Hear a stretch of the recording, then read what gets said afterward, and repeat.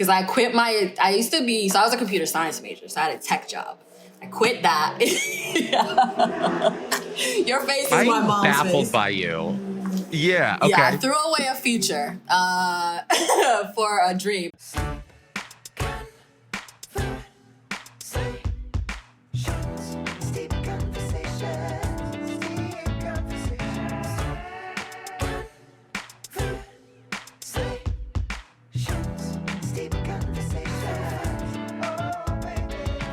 I have to tell you, by the way, so I doubt you would remember this. Because this was like years ago.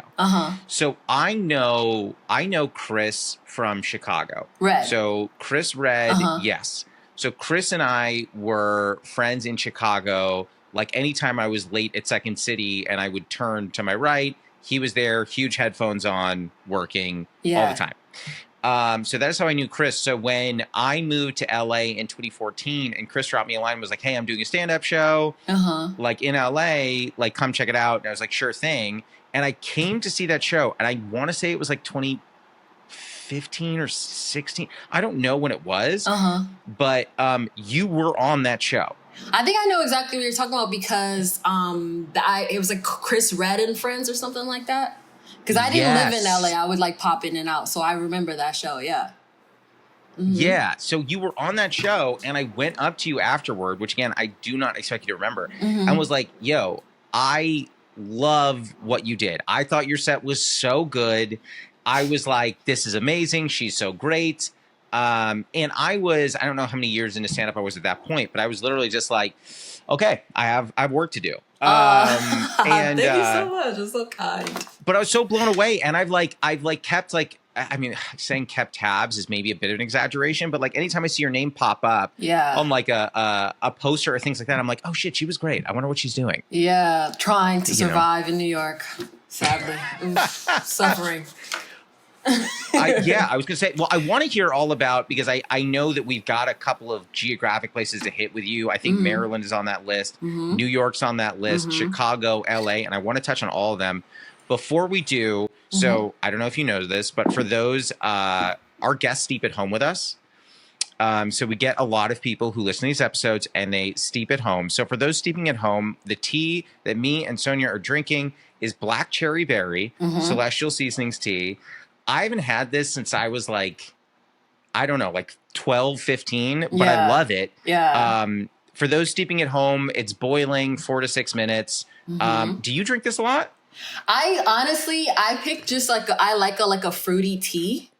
And so this is one I go to because it also had, they had like the multiple packs. So it was like, oh, do you want to try tangerine today? Are you feeling cherry today? Are you feeling blackberry? Like, so that's why I got it. But like, I go between that and like Trader Joe's has this like ginger, turmeric, I forget what it's called. But like, yeah, like, so it's either I'll get this one or that one for decaf. But then I also like drink like a matcha. So I'm trying to abstain from like caffeine and a lot of things. So that's why I got this one. Wait a minute. You're trying to stay away from caffeine or go toward it? Yes, because, go away. Because I think maybe an addictive personality where first I'll be like, oh, I'll drink some black tea. And then I'll drink like coffee. And then coffee makes me like sick. Like it hurts my stomach a lot. So I'm like, maybe I just won't do any of these things, you know? Just none. Just none of that. Just like clean living, you know? So I have a great producer and I obviously did my research on you, but he did too. How did we just not overlap? Because like I did stand up. I got into comedy in Minneapolis, where I went right after college. And then I was doing that for a while. And then folks at Second City essentially saw me there and were like, you're wasting your time in Minneapolis, which I appreciated. That's so harsh. But fuck Minneapolis. What are you doing? It was a touring company that was there. And they were just like, this is not where you need to be. Because I was in Minneapolis doing like sketch, improv, storytelling, and stand-up. And they were like, you gotta move. And so I went to Chicago, and I was in Chicago for a while. Yeah, what year did you move to doing Chicago? That stuff. I was 2011 to 2014. Me, I was in 2011 to 2017. How did we not? That's crazy. What mics did you go to? That's So I was doing a lot of stuff. I would do the mics at 773 Paper Mill. Oh my God, it was so long ago. I know, right? I'm messing the archive. Jesus Christ. I was at Shithole fairly often. Shithole. I loved Shithole because Shithole, it was just such positive vibes. What about did you ever go to Gallery? Cole's Bar? Cole's. Yeah, No. on Wednesdays. Okay. I feel like maybe you and I just went to different mics. I was always at Cole's every Wednesday. I hosted Cole's with another comedian. Do you know Rebecca O'Neill? You familiar with her? Name is familiar. Yeah. It's just crazy because Chicago has such a small comedy scene. It's kind of funny that we didn't overlap. Yeah. Where did you move in 2014? Because I was, where did I move? Yeah. To make a long story very short, I was doing a 2-person show in Chicago. And then I got cast in a pilot in Los Angeles and was like, hey, we did it. And then it didn't happen. But I was like, LA is cool. Yeah. I know. They were like, go to hell. I was like, I'm going to, but also I like it here. It seems cool. So at that point I moved out here, and it was right around like the people that I knew in Chicago that like seemed to be leaving.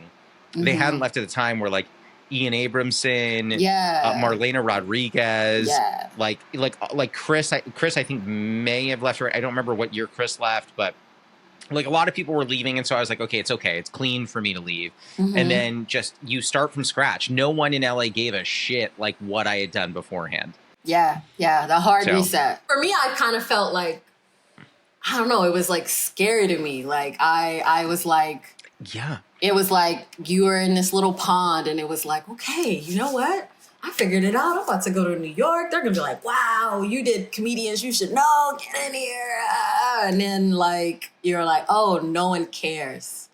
This is like we're starting over. I remember I came here, and I was like, I remember someone was like, what are your credits? And I was like, I performed 6 nights a week in Chicago. I was like on Second City stages on the regular, like, yada, yada, yada, whatever. Like I was on the house teams there doing that while also, doing boatloads of storytelling. And they were like, I'm sorry, like what television shows have you been on? And I was like, oh, none. 0, babe. None. And they were like, local, cool, get the fuck out. What was the local Chicago station that had like the access? I remember there was some access show that a friend of mine did in Chicago. And I was like, how did it go? And I said, when is it airing? I can't wait to see it. She goes, it aired already. And I was like, oh, okay. Is there a place I can watch it? And she was like, no. Nope. I was like, okay. It's just a different world. Like, you're like, oh, there's real opportunities here. Like, that's kind of the reason you leave, right? But it is still like, of course, very jarring. Like, it's like you go from this world but I used to say like, it felt like Chicago was a simulation. Like we were like doing like a version of this, and then you go to like a coast and you're like, oh, now this is like, there's real stakes here. What was there like a pivotal thing that took you from Chicago to New York? And why did you choose New York over LA? I just kind of had felt like, honestly, 2 years in, I was like, I'm going to go to New York, LA. I'm going to be out of here, da-da-da-da. Like, I think I had like these huge ambitions. And then I think I just felt like I was like, everyone was leaving. I feel like every year, like a great exodus would happen where people would leave. And then I just kind of felt like, you know what? I think maybe I've done everything I can here. And like, I'm really grateful I started in Chicago because I feel like getting funny in Chicago was like great because you weren't seen by people and it was like a small community and you could just go up regularly and like get really sharp. And so when I was deciding like LA, New York, I felt like at the time I had done like, I was about to do like a little web series. And like, so I'd done Second City stuff too, and had started dabbling in writing, but I wasn't as like strong skills wise with acting and writing as I felt like I was with stand up. And it felt like New York felt like a better place to go stand up wise. So that's why I chose it. It's so funny that like you, and I believe I believe 110% in your modesty. But when you're like, yeah, like, you know, I wasn't as good of a writer, wasn't good as good of an actress. Like, you're an Emmy-nominated writer. And I remember watching the movie Set It Off. Yeah. And then I was like, wait, I know who that is. And it's like, you've done, you know, you were on a Black Lady sketch show. You've been in a bunch of stuff. Obviously, eventually we'll get to Ironheart. But like, I love how you're like, yeah, I wasn't as strong in those things. Then you like killed in those things. Oh, thank you. No, it's like, you know how I really sincerely appreciate that. I just felt like it was just very intimidating to me, you know? Like, I grew up in like DC, Maryland. So like, I wasn't around like people doing this thing. So for me, it was just like, even moving to Chicago and starting stand-up was like insane. Like, all my friends thought, my mom was like, I lost my mind. At one point, my mom she told me this, she hired a private investigator to follow me around for a week. Yes, my mom's nuts. No way. Oh God, like she really just told me that casually one day. Like, because I quit I used to be, so I was a computer science major, so I had a tech job. I quit that. Your face is my mom's face. I'm baffled by you. Yeah, okay. Yeah, I threw away a future for a dream. But I just was like, this isn't what I want to do. I wanted to act maybe. I tried to audition for like NYU and Columbia's MFA program, which is like the hardest programs you could try out for. I had no experience. I didn't get in. Columbia, I got through the first round. And then the second round, they were like, so what's your experience? And I was like, okay, so like nothing. But I have potential. And they were like, get out of here. But yeah, so I was just taking like acting classes at a conservatory. And I met this guy who was like, you know, you should do my sketch show. So I did the sketch show and it was like with a bunch of improv people and that was terrifying. But then one of them was like, you should try to do stand-up. So then my friend who was like the person who created the sketch show was like, I'm moving to Chicago if you want to crash on my couch. And then I was like, okay. And then I just moved to Chicago, crashed on the couch with this man that I knew like, 6 months? Wait, he was cool. He was great. But it was like, then I started taking classes at Second City. And I just was like feeling my way out through the dark, like just very like, I'll try this, I'll try that. So I felt the same way with New York, LA. I was just like, am I good at this? I don't know. Like it just, maybe it's just the immigrant in me that's like very self-deprecating and very like humble. Yeah. No, you know what I think, I don't want to like psychoanalyze you. But what I would say is like, I feel like your opinion that you're like, I'm just out here doing my best is probably what makes you so good. Like, you know what I mean? Like, I think if you were out here being like, I knew I was the shit. Like, I'm not going to name the person who I'm about to reference, but there is a person who I've had on the podcast who is doing particularly well. Yeah. And this individual was like, I earned everything I have. I deserve everything I got. And I was kind of like, okay, that is an opinion, and I appreciate have that, it. Though he or she, they walk through the world just like alive. I was going to say, for someone like where you are in your career, given like you have seen success in like all three of, I'm sure there might be other things you're trying to do, but like at least as far as like acting, writing, and stand up, I feel like you've seen success in all three. What is like if you could dream up what the next 5 years looks like, are you balancing all three of those equally, or are you kind of looking to index a little more highly in one over the other? So in a perfect world, perfect world. That's what I feel want. like the universe is gonna be like, you're not gonna get it now because you spoke it, but like please. Humbly asking for the universe to manifest this. I think like I would love to do like shows. Like I would love, so ideally maybe Ironheart is coming out next year, and maybe Ironheart is like a thing that like makes me a big enough name that I could like tour myself. Like my goal, like since I started stand up, honestly, has been to be like, even if it's just like to do a theater show. Like I remember in Chicago, did you ever go to Up Comedy Club? I know that's more of like a comedy club. Yeah. But it's like when I used to go to the shows and people would be like, this person's headlining and they're doing like 5 shows and they get to bring their opener. Like I would love to do that. And then to also like to acting wise, like to just to be able to be offered things more than just like consistently auditioning. Like, I'm sure you know, like auditioning is so hard, and there's so, especially post-pandemic, there's so much fewer jobs. Like this period, honestly, has been like really humbling. I mean, I was already humble, but I've been humbled. Yep. Post-strike, double scoop of humble. Like I feel like the universe is just like beating my ass every time, because it's like, before, when I did Ironheart, I was like, it was supposed to come out in 2023, and I was like, oh my God.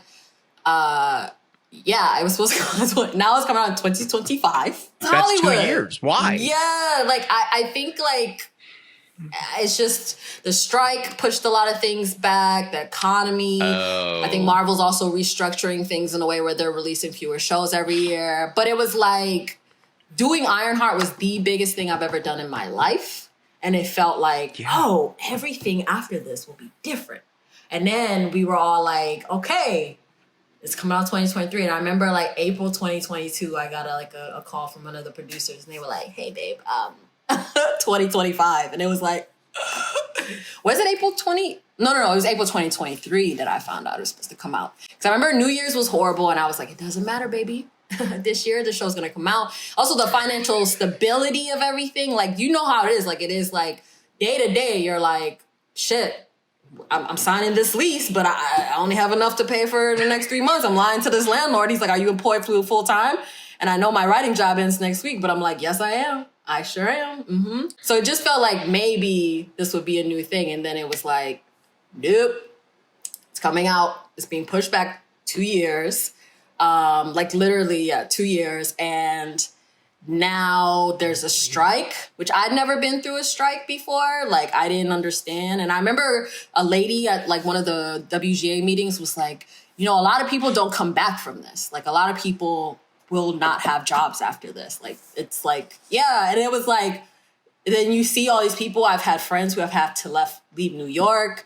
I like jobs, like I've had way fewer auditions, way fewer everything. So it's been like a really like challenging thing. I think you said the next 5 years, I want to get to a place where I can like, there's never going to be complete stability, but feel like I have like a decent enough like resume, or known well enough to like know that I'll be able to like work, or like even pitch ideas in a way where it's like, okay, well, like, we're going to get this on the strength of you. Or I guess maybe I need to be like Matt Rife and like become like a TikTok star. I don't know. Like, I'm really like, I mean, because when you think about marketing, and this is a challenge for you, when you think about marketing, you're doing, you know, I think of them as three separate things. Understood they overlap, but like the writing, the acting, the stand-up, three separate things. You have a particularly hard job because you are trying to market yourself in three different avenues. So are you finding, I mean, again, I cannot stress enough to our listeners, like, you are an Emmy-nominated writer. Like, are you using, this sounds really like crass and like yucky, but like, are you like at least like using that to be like, hi, like, nice to meet you, Emmy-nominated writer. I just wanted to ask, you know, like, I would get my coffee that way. I'd be like, hi, the name is Sonia, Emmy-nominated writer.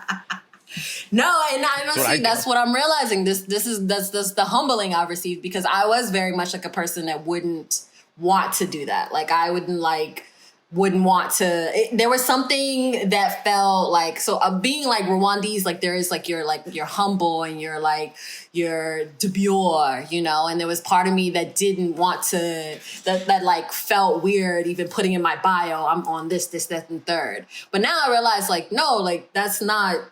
It's not like a crass thing to do. It's not bad. It's actually like important to let people know. Like, how will people know if you don't let them know what you're doing? So yeah, I'm working on that. I'm working on being more like, you know, hi, I did something. I've done a thing, you know, there's an Emmy that happened, and you know, I can write and da da da. But it's hard. Yeah. It's hard. Like it's like we were first talking earlier of like that self-deprecation or being like quote unquote modest. It's like it's not bad to say like, I have done these things and that's why you should hire me, you know? Yeah, it's funny. So I tell, by the way, my wife's name is Jess, just so I can stop saying the phrase my wife, because it's but I tell Jess this all the time. I always tell her that there are straight white men that are like have much more unfounded, unsubstantiated confidence who are trying to go for the things you're going for that you're more qualified for. So like you need to beat out the confidence levels of these absolutely like undeserving individuals who are cocky beyond their years, asking for things that they don't deserve. I'm like, that's a hard thing. Yeah, and that's why they get it, because it is like you don't. It's like for example, like in dating, like if you meet someone, they're like, "Ooh, hi, I'm sorry," you're like, "Oh, that's not attractive." Versus like somebody coming, there's also overconfidence. But maybe I don't know that that's a thing in like our industry. Like the dudes that come in and they're like, "Yeah, I'm great. I'll smash the special. An hour, I got 8 hours," and they have like 15 minutes. But then they end up being put in a position to do that. And I think like if you're also talented and you're confident, that's what I'm working on. And being confident, you can be like, the sky is the limit. Like I'm in therapy. You got the hard stuff. Yeah. You did the hard part is the See, talent. this feels the harder easier to part me. is the Marketing confidence. feels harder to me. Being like, I am the shit. I'm good. Did you feel like, because I wonder, I don't know if you're the kind of person who is like able to celebrate your victories. I have a tough time with that. Like I have a very tough time with if something great happens, I'll be like 30 seconds later, I'll be like, it was like, okay. Yeah. And so like when you got Ironheart, which to me, and I would love to hear your experience about that. For me, if someone were like, hey, this is a Marvel show that's going to be part of the Marvel universe and you're in it, I would be like, after I did the whole, do you have the right person? After I figured that out, I would literally be like, wait, I fucking did this shit. What? Yeah. Like I did this shit. What was that moment like? What was the whole process? I'd love to know, but like also that moment. It starts actually back in 2018. 2018, you'll see why. I did it was a show in Chicago. Anyway. And I met this director there named Sam Bailey. And Sam actually self-taught, like also did Second City stuff. And so I was supposed to move to Chicago, New York. And 2 weeks before I was supposed to move, she was like, hey, do you want to do this web series? Here's the script. And I asked my boyfriend at the time, I was like, do you think I can just stay back and you move to New York? So we did the web series. And so fast forward, Sam and I are like the best of friends and we've worked on another project together. But Sam gets to be the director, one of the two directors, Black female directors for this show, Ironheart. Right. So I texted her once and was like, hey, what are you up to? She's like, I'm working on this like Marvel show, but I can't talk about it. I was like, oh, congratulations. Da, da, da. A couple weeks later, maybe a month or so later, I get an email from my manager. And it's an audition for the show. And it's like this character, I'm reading the character and I'm really like resonating with this. And I had a friend who was helping me do auditions because it was post-pandemic too. This is like 2021. And it's funny too, because I had been doing Zoom auditions as well. And that was weird, like when you're doing them live and stuff. So anyway, I submit the audition. I feel good about it, but I'm like, what are the chances that I'm going to get this shit? And then I get an email a couple weeks later from my rep and she's like, hey, they want to do a Zoom audition. Like you got like a follow-up. And I was like, oh my God, that's insane. So then I have like the Zoom interview or an audition with like 6 people. Some from Marvel. My friend Sam, we didn't talk at all, but she did text me right before. And she was like, hey, you're going to kill it today. Like just a sweet message, but like, hey, you're going to kill it. So I go into the audition and they're like, okay, so like I had like one of the scenes that I did before and then 2 new scenes. And then for the scenes, they'd be like, okay, so for this take, the 2 directors would be like, for this take, can you do it like this? Or can you do it like that? And can you change this? And da, da, da, da. And then their screens would go blank except for the one person who was the reader. And then, you know what I mean? Like imagine me and you right now and I'm doing like an audition and I'm the character and da, da, da, da, da. And so like, yeah, I did that. And I felt like okay about it. But then I was like, I remember being in the tub one day and being like, I should have said it this way. I should have said it that way. And then like, like a couple weeks later, I get an email from my manager. She's like, you got it. And I was like, I was genuinely stunned, like stunned. that had happened. So, okay, so you get this call. What were you able to, are you the kind of person who was able to process like, I fucking did this? Or were you like, huh? What? No, I would go back and forth. I'd be like, at first I was like, wait, are you sure? Like, you're sure? And then I was like, wow. I'd like replayed everything in my head. I don't know if you ever do that, if you have a good set and you watch it or you listen to the recording and you're like, yeah, like it feels good knowing it was good versus yeah. So it felt like that. And then I'd be like, oh wait, what if? And then it was COVID. So I was like deathly afraid that between then and when we were filming that I would get COVID and they'd be like, you know what? You're actually not good enough. We're gonna go with someone else that we actually want to have. Someone with more credit, someone who does stuff. You're out of here. But yeah, I was stunned. Without naming the name, because I don't want you to do that. Or do you know the person? Because you said they wanted to cast an entirely different person. Do you know who that person is? Yeah, I do. I do. And she has more credits. Okay. Like, you probably know who she is. Like, you know what I'm saying? She's talented. I don't doubt it. Again, don't name this person, but like knowing that name, good, bad, neither.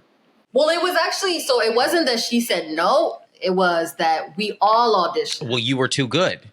And I think it was just, it was like the universe was like, this is her. I just think I fit. Like when I read it, I was like, oh, this is like a very like exaggerated version of what I do on stage. Like I know I can do okay. This. You know, like it's like a heightened version of me if I was like in this world, in Ironheart. So yeah, for me, I honestly, it was like, oh, I felt like it was a compliment. Like, damn, she's really good. And if they thought like, oh, I fit more than her, that's a compliment because she is so good. Now, if they had been they were like, well, we decided on you after she said no. I mean, that is a little more complicated. But yeah, I can see why you got what you got. Like I was like, I think he meant it 100%. Like you killed that shit, and we were like, this is the guy. Is the he Ryan? Is Ryan the one who told you? No. It was. I was gonna be like Jesus. No, I've never met him. Don't say anything. Very nice. He sent me like a little like a Christmas thing. I got like their like little gifts and stuff. They're very nice. Small gifts. Well, like, great. Oh, we're excited. You tell on the show. Type thing. Tell Ryan if they need a Jew next door type. Like I'm right here for it. Let's jump into our first segment. So the first segment, are you ready for it? I am. The first segment is called the Newly Friend Game. It's like the Newlywed Game, but we're friends. I'm going to ask you a question. You're going to write down your answer. Don't say it out loud. I'm going to write down what I think your answer is. We'll flip our boards and see if we got it right. Okay. Obviously, I due to the fact that Ironheart is coming up, it is Disney. So I was kind of thinking about what would be a fun Disney question. So here was a question I thought of, and don't say your answer, write it down. Okay. Who is your favorite Disney sidekick of all time? 1, 2, 3, flip. Oh my God, it is the same movie though. I can't. Oh, the crab. You said Sebastian. Oh, I should have done that. That's crazy that it was a movie though. I'm really impressed. You're good at this. Listen, I was like thinking about the fact that again, like I feel like you and I are probably in the similar age range, and my sister's also in the similar age range to us. And I know that she was obsessed with Little Mermaid, so I watched it a lot as a kid too. And I thought the vibes were good. Vibes were good in that movie. Okay, all right, let's do this one for me. Now you kind of have a hint because I think you know like the area I'm going in. Okay, 1, 2, 3, flip. What do you got for me? Oh. Wait, I can't see. What is that? Oh, man. Okay, that was a great guess. Can I tell you something? Oh, boo! Aladdin! That's better. I love the boo. He was the best. He was just like very cheeky. Like even though he didn't say anything, I related to him so much. I love the boo. God, me too. But I also love Timon and Pumbaa. Actually like that makes me think of. Obviously, we've covered off on a lot of your talents. Do you have any musical talents? Do you sing? No. I mean, I can. Okay. but like otherwise, I remember one time. Remember Fire? Yes. That was like on. Yes. I remember my agents in Chicago were like, "Can you rap?" And I was like, "No, babe, no, I cannot." What? Like, you're like, don't you think that I would have like written that down somewhere if I could do that? Like, wouldn't I have included that on my resume? Yeah. They were like, just go in the audition and try anyway. I'm like, this says must be able to freestyle. Like, no. This is not, you can just rap. No. So no musical talent. I mean, I love music. I wish I did. I wish. Do you have any kind of music that you listen to before you're gonna either audition or do a show? I used to have like a whole playlist that was like all like early Drake or like Childish Gambino or like MGMT for some reason. This is like the playlist I in the 2010s in Chicago. I would be listening to them on the way to the whatchamacallit, to the open mic. Or like Santi Gold, Creator. I love that song too. Okay. That's one of one. Ones that just people, the lyrics are like, hey, you can do this, okay? I'm gonna make something of myself. I swear. I would listen to, it's so funny you said Gambino. I would listen to like his old EP and like his earlier albums and stuff like that. It's so funny. We had to make this wedding playlist for the DJ, the after party DJ. He was like, I need a playlist to understand what kind of stuff you like. And so like I put on all kinds of crazy shit, but like the first track on the playlist was Bonfire by Childish Gambino. So the wedding got like rained out in a crazy way. So like everything got kind of turned on its head. But as a result, where the dinner ended up happening for the wedding, I could hear them sound checking and I heard them blasting Bonfire. So like while we're all having like a nice meal, like I just hear like Childish Gambino, Ho Girl Drop It Like the NASDAQ. And I'm like, okay, well, we should maybe like, probably like shut that down. My mom is here, like. No, that is so funny. Here's another question I was thinking about for you, because it was based on, after you told me that story about Sam from 2018 to now 2025, which still I don't understand, but that's a story for another time. 7-year span there. I'll use an Avengers analogy, even though I've never seen the movie because I'm terrible. Do you feel like you are like almost collecting like mentors or like advisors, like infinity stones as you move through your career? Like you worked for like Robin, she is one of the most talented, in my opinion, one of the most like talented people around. You got to work with like Ashley, who I know from my Chicago days, who's like off doing great things now. Like, Are you building this network as you move through these things of people that you are easily able to tap into to help you move along your journey? I feel really lucky. I think it's like when you are like another Black woman, like, and there's like not a lot of you, like you kind of like try to like look out for each other. I think like with me and Sam, it just is like she and I just have like a great friendship, but also like the thing I realized on Brown Girls was like working and collaborating with people that are like, that you are like, wow, you're really great at what you do on that. And you're also really passionate and our like passions align.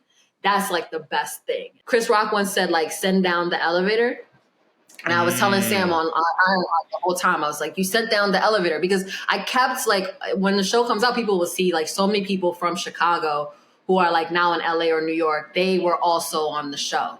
They like had like cameos or like roles and stuff like that. And it was like really like a reunion of sorts to be like, like we were on Second City stage, like, you know what I'm saying? Like doing these little shows, and now we're here on this like from $15,000 like web series to like millions of dollars spent on this Ironheart set. It was like a really cool full circle moment. I love that. I do think that like I try to kind of like find my people on any given project, like the people who I just have the vibes with. And that is literally like how a bunch of things happen. Like I remember I met someone on a project I did. It was like a small web series I got brought into. And then that guy contacted me 4 years later and was like, hey, I'm doing a fundraiser in front of like, it was a huge sold out, like theater style space. And he's like, can you come do stand up on this? And it pays. And then I was like, how much? Then I heard the amount and I was like, I'll do the show twice. Like, I'll come back. I'll do one set. Let me run around the block. I'm going to come do another one. You know what I mean? But it's like small stuff like that where I was like those kinds of things are really helpful. This is a strange question, but I'm kind of curious where you sit with this. Do you feel like you need to prepare for your life to change a little when this series comes out? I mean, there have been times I thought that, but also there is part of me that wonders if like the worries that like maybe nothing will come of it. You know what I mean? Like, I think the show is excellent. I think that everyone. Oh, you've seen it? Well, I've seen clips. Like, I mean, being in the room and working on it, like hair and makeup, wardrobe, it really was like, wow, this is truly a labor of love. Like, and like the show is like features like Black, brown, and queer people, and like that was behind the camera as well. And like the hair, I was amazed by. The makeup, I was amazed by. Like wardrobe, I was like directing. Like everybody, I was like, this is so good. Yeah, acting like, and it was. So I know that, and like Dominique, what she did, like I know like the show will be great in that moment. But then like I did ADR, and when I was looking at ADR, and I was like, this looks so good. I think that the show will be impactful. But there is part of you that worries like, maybe no one will care like about my presence in it. You know what I mean? Like, I don't know. I'm a very like superstitious person. So there's part of me that's like, what if it was a massive hit and then that changes everything? Or it's like, what if like my life doesn't change at all? I don't think you can know. I hope it changes my life for the career wise, and I hope it is well received. Do you still view yourself as a stand-up comic who acts and writes, or do you view yourself as a multi-hyphenate where each one is equally important? That's a good question. I feel like it's kind of changed. Like at my heart, like stand-up is still like the thing that's my favorite. Although like I do it less now. I just take like a break. But I have also been like, the more I've gotten to do writing and acting, I realized that like both of those are just extensions of stand-up, you know? Like on set in Ironheart, there would be takes where they'd be like, hey, Sonia, for this next one, just riff and do something. And I'd be like, yeah, okay. Yeah, you got like, it. Hell like, yeah. Yeah. And I'd have practice things when I was rehearsing the scene. And then I would do it on set and it would be received like the audience, which was the crew, would be like, oh, I like this, I like that. And it felt like, oh, like stand-up is like both of those things. You sit, you write, and then that you act the thing. You present the thing. Like I'm acting like I didn't sit and painstakingly figure out how to say this. And also in the moment, I'm riffing and figuring out like, oh, let me talk to this DJ. Let me let me react to this. So it all feels like I'm really grateful I started as a stand-up because I felt like it helped me be better at the other two things.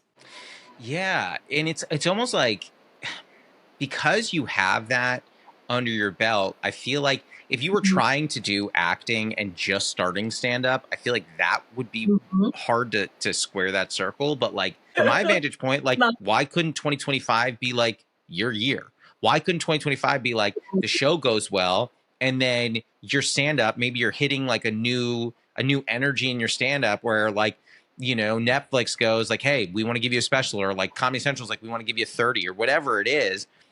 But like then you pop, like you grab that, and then all of a sudden people are like, you know what, actually we want to have a development deal with you where we make, you know, your show. And it's the story of going from PG County to the big stage. And like, let's do that. Like, there's nothing in my eyes. I'm like, why can't 2025 be that? It could. Do you want to be my manager? Like I feel like you really laid out the possibilities. Listen, no, I hope that for all of it. I hope that for you. I hope that for me. I hope that, because I feel like everything after the pandemic and the strike and all that, it's been hard, you know? Like there have been like periods of like, I feel like at this point, I know people who are doing incredibly well, or I know people who are doing terribly. And there are very few people I know who are like in the middle, you know? And maybe that's just the circle. But yeah, I'm cautiously optimistic. And I think that like when people see it, that they will love it. I really do. Yeah, and I think I'm seeing the same thing you're seeing, which is kind of like, I think I am optimistic that the tides will change in a way that everybody is able to experience some stability and some success in an industry that I think has not recovered from the strike and has not recovered from COVID and is kind of just changing. The industry as we know it doesn't exist as it did before. And I think that like a lot of us just kind of want to be able to, I think you said it earlier and you said it really well, which is like you want to just be able to have stability and like know that like you can cover your rent and it's good. And you don't have to be like, I'm getting these checks forever, knowing that the writer's room ends in a week. Yeah, exactly. Like just, I know it's hard to have stability doing this, but I think some people like the childish Gambino or Donald Glover doesn't wonder what's going to happen. No.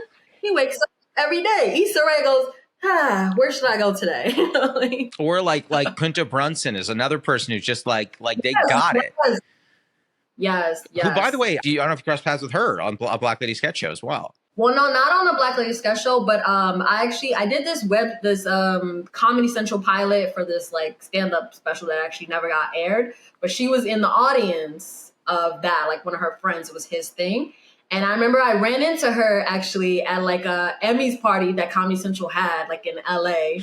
And she was telling me that she was working on a script and a show that she was like trying to do. And I don't know if that was Abbott, because I was like 2 or 3 years before, but you know how like these development processes go. But I remember her talking about it then, and it's like it's been really cool to see like she literally went from being like on like what BuzzFeed and like online to like doing like an incredible, hilarious show with an ensemble cast, and it's like amazing. She's done. She's done. Yeah. Well, I hate to do this, but you're ready to move to the final segment, the lightning round? Let's do it. What's the lightning round? I don't... Yeah, you're like, wait, well, hold on. What is that? So you don't need to write anything down. It's 5 fast questions. They do not all have to be fast answers. It's the last 5 questions we end every episode with. Well, I'm going to jump right into it. Question 1, what is a favorite ritual of yours? I like when I wake up, sometimes my cat will be on my bed.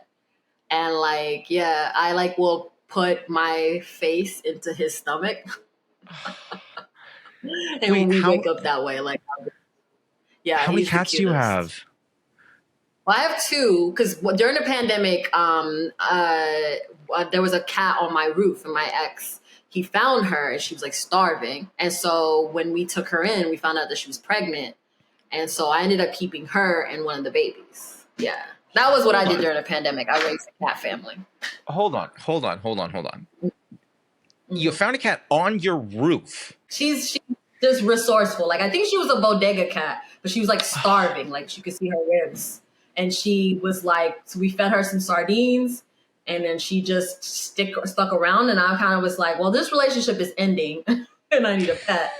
And so I took her to the vet, and they were like, she's pregnant, but that means you have to keep the kittens, if she has them, you have to keep them for 3 months with her. So for 3 months, I had like 5 cats.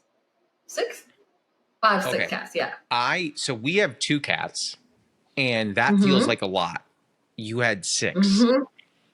Yeah, they're babies, so like when they're kittens, they can't really move around. But then once they do, like when they're born, they can't see, they can't hear, nothing, blah, blah, blah. But then once they start being on the move, they are little puff balls, and they're like literally just jetting around. But that was only the last month. But yeah, for 3 months, because they have to be with her, like to drink her milk. She has to like stimulate their genitals so they can use the bathroom. Like they're completely helpless, like real babies. Oh my gosh. Until they're Yeah. I gave my mom one, my mom's hairdresser one, my best friend one, and our other friend one. Yeah. Okay. I will just let you know that when this wraps, you will need to send me a photo of the cats.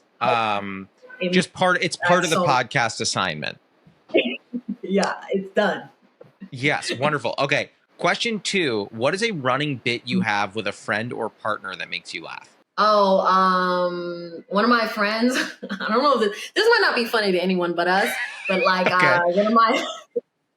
one of my friends, he and I, like, we were talking about like being very like having behavior that was like very like commanding and stuff. And like he was telling me about something he did, and I was like, leader. And then so now whenever one of us says something, we'll be like I'll be like, wow, like I got my project done today, and he'll be like, leader. This is good for us. I'll tell I you love one that. more. One more. Hit me. My friends and I have been trying to quit smoking weed so much. Okay. So we call it getting. We'll be like, yo, I'm off the leaf. 3 days off the leaf. I like that. Like, I think it's funny when like some people are like, I don't know if anyone else is going to find this funny. I'm like, no one else needs to. This is a bit for you. All right. Question 3. What is a very controversial opinion that you have? Oh, Friends is, I don't get why everyone loves Friends. I don't get it. I've tried. Okay. I get it. Even Gen Z is like Friends, Friends, Friends. I feel like Living Color, or not Living Color, Living Single is much better. Like that was like the show that preempted Friends. And I feel like people should like, I tried, listen, it's not like I don't like shows that are like sitcoms from like that era. I loved Frasier. Actually, I've seen every episode of Frasier. I thought it was hilarious. Maybe I couldn't watch it now because like, you know, the way like the economy is, but and I also watched Seinfeld, and I thought that was funny. But Friends, I watch it, and I'm like, I don't get everyone's obsession with this. It's fine. It's fine. Because I want to say, so Living Single preempted it. I wonder if a different world also preempted it. It may have. Yeah, for sure. For sure. Yeah, I think it's interesting. I find Friends entertaining. I like Friends. It's not the show that I'm going to when like my feel good show, and this is a different era. Like my feel good show is Scrubs. So like that's what I go to when I need that, like just to watch something I know on repeat. I'm not going to Friends, but it's interesting. Yeah, Friends, like I'm seeing on TikTok now, like younger people, not to make me sound like I'm 1,000, but like, you know, I'm in my 30s, but like younger people and they're like teens and 20s now are watching it. I don't fully understand how that keeps pushing downward. Just like everyone loves this show. Like I know that I'm in the minority. Like I know people are watching this and spitting out their tea, but like I just I mean, listen, that's why it's a controversial take. I'm not, it doesn't bother me. One of my controversial takes is that I don't like Curb Your Enthusiasm at all. I know. None of the seasons. I don't like that kind of, I don't like cringy comedy. Yeah, I love a cringy comedy. That makes me laugh so hard I cry. I don't know why that specifically, because I don't like when I cringe. Like I feel embarrassed often. But like when I see stuff like that, like I will cry. Like when there is something where like, yeah, less so the most recent seasons or whatever, but like the first couple seasons of Curb, I was like, incredible. I can go back. I could try it again. I'll watch a season of Curb. You watch a season of Friends. We'll regroup. And go from there. All right. Question 4. Yeah. Have you ever experienced imposter syndrome? And if so, is there one particular moment that really sticks with you? The biggest one I felt, not to keep talking about Ironheart, but like on that set, I felt that because I was like, everyone here has way more acting credits than me. There was like Anthony Ramos, who's done a million things, and like Dominique had done a million things, and like even the other like characters that I did most of my scenes with, they'd been on this show and that show, and I felt like, oh God, like how am I here? Like what if, like how am I gonna act? Like I don't know that I would consider myself an actor. I mean, I act, but I was like, I feel like these people are like thespians, and yeah. But in the end, I think it's, you know, I think it's like like what you were saying earlier, being like imposter syndrome. That's just like you trying to be like your very best, and your brain being critical and being like, you know. But there's a middle of like, hey, I'm here for a reason. I belong. I deserve to be here, and I am. I don't know if you can hear that. Ice cream. I can, and I gotta tell you, it makes me, I'm a New Yorker, and it makes me want ice cream. I'm really sorry. I feel like the audio on this is Don't worry. Do not worry. You know what? We're rounding out your 5th and final question.